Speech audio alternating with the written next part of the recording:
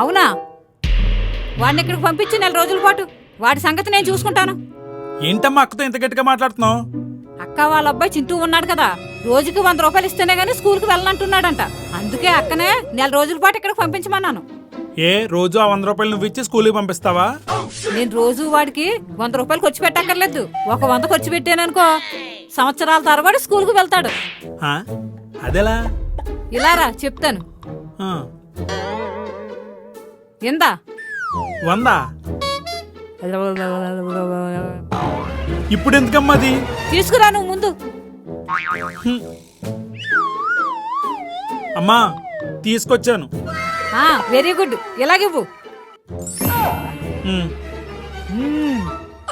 ఒరే చింటుగా, మా అమ్మాయివైనా మీ అమ్మలా 20s మామ్ అనుకున్నావా? 90s మాము. నీ సీడు చిరిగిపోయిందిరా.